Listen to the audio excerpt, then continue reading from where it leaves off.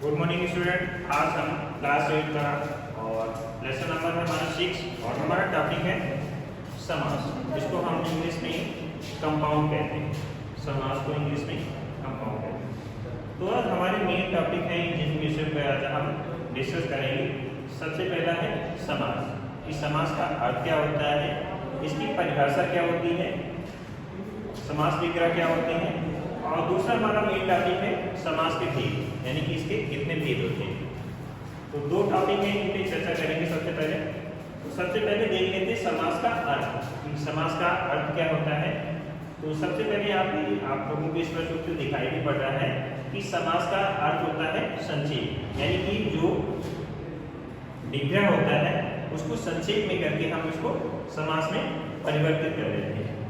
इसके बाद में अब हम इसकी परिभाषा को देख लेते हैं कि दो शब्दों के मेल को समास कहते हैं, यानी कि दो शब्द जो होते हैं उनको आपस में जोड़कर एक शब्द जो बनता है उसे हम समास कहते हैं।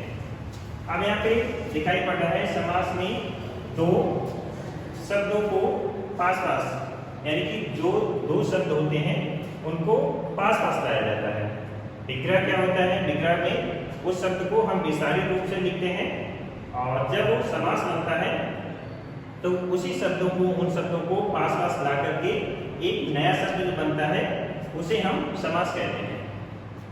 इस प्रकार पास पास, यानी कि जो दो शब्द होते हैं उनको आपस में जोड़कर पास पास लाया जाता है, बनाए गए यौगिक मतलब है उसमें जोड़ना मिलना, शब्दों को हम समस्त पद कहते हैं। यानी कि जो उसमें यौगिक मिलते जो शब्द हैं उसे हम समस्त पद हमारा क्या होता है, जैसे यहाँ पे समस्त पद ये लिखा हुआ है प्रतिदिन, ये हमारा समस्त पद होता है। विग्रह क्या होता है, जैसे यथाशक्ति है तो ये हमारा समस्त पद हो गया।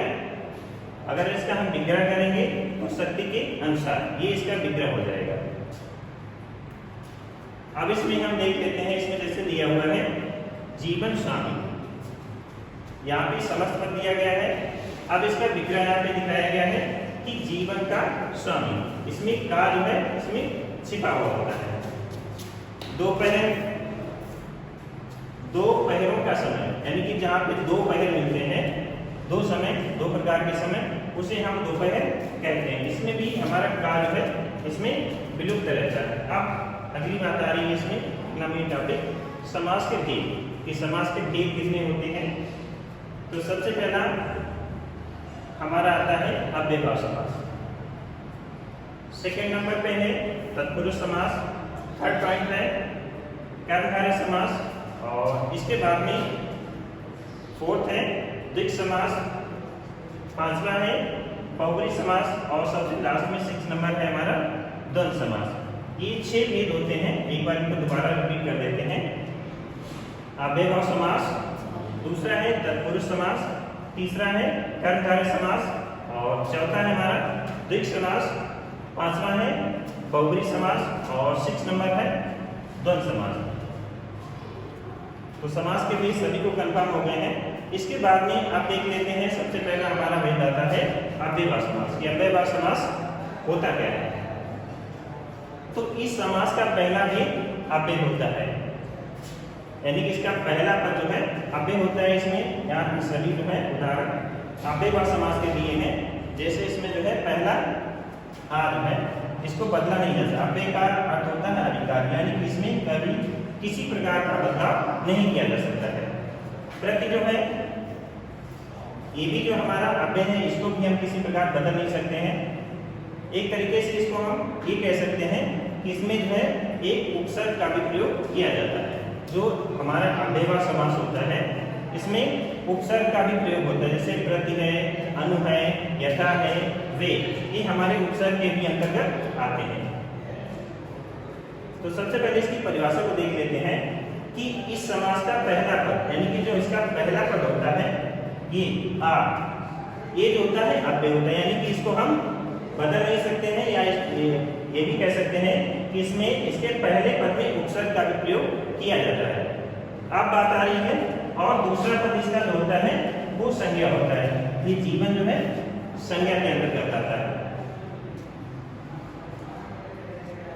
जब दोनों पद इसमें बन जाते हैं वो हमारे अव्यय बन जाते हैं, उन्हें हम अव्ययभाव समास कहते हैं। अब नेक्स्ट हमारा आ रहा है तत्पुरुष समास।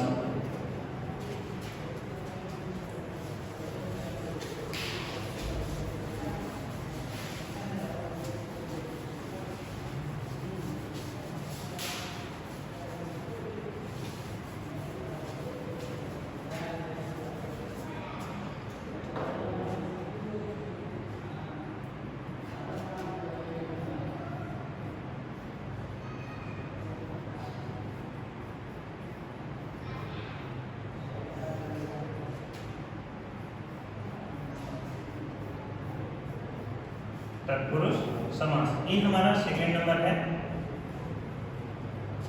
तत्पुरुष समास।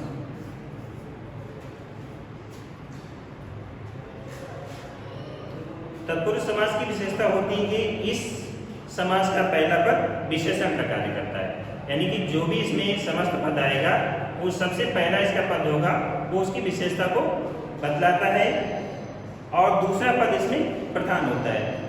इस समास में दोनों पद जो है कर्म से लेकर के और अधिकरण तक ये इसमें विभक्तियां जो है छिपी हुई होती हैं। अब आगे देखते हैं, इसमें सबसे पहला हमारा है कर्म तत्पुरुष समास।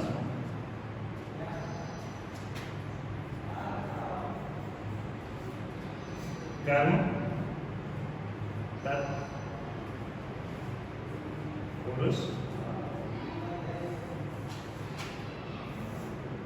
ये इसका फर्स्ट पॉइंट है कर्म तत्पुरुष समास।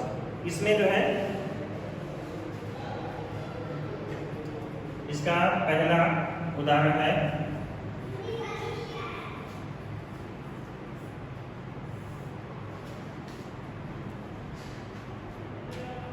आकाश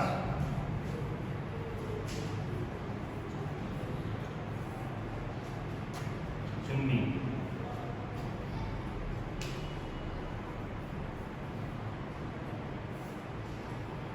आकाश चुंबी ये हमारा हो गया है, इसको हम बोलते हैं समस्त पद। इसके बाद में अगर इसका हम विग्रह करेंगे तो हमारा हो जाएगा आकाश को चूमने वाला। यहाँ पे इसका अगर हम विग्रह इसका करेंगे आकाश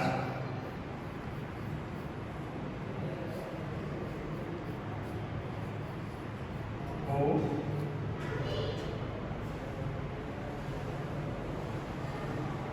चूमने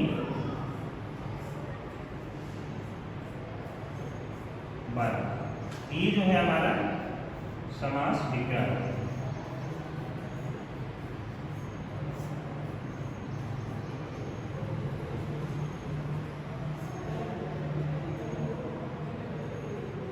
समास विग्रह यानी कि इस पद में जो है को, ये जो है विभक्ति जो है हमारी छिपी हुई होती है।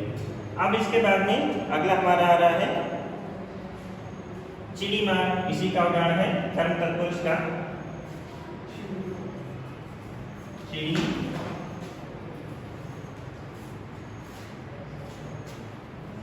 माँ।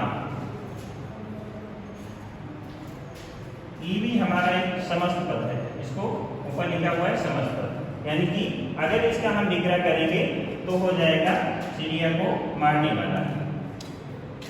चिड़ियों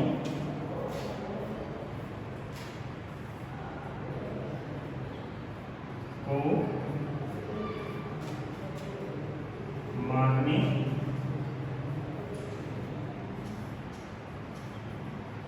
वाला।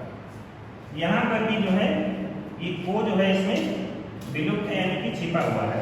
जब इसका हम विग्रह करते हैं तब वो यहाँ पे स्पष्ट रूप से दिखाई पड़ता है। अगर वो समस्त पद में लिखते हैं तो हमारा वो उसमें विलुप्त हो जाता है। आज के लिए इतना ही, थैंक्स।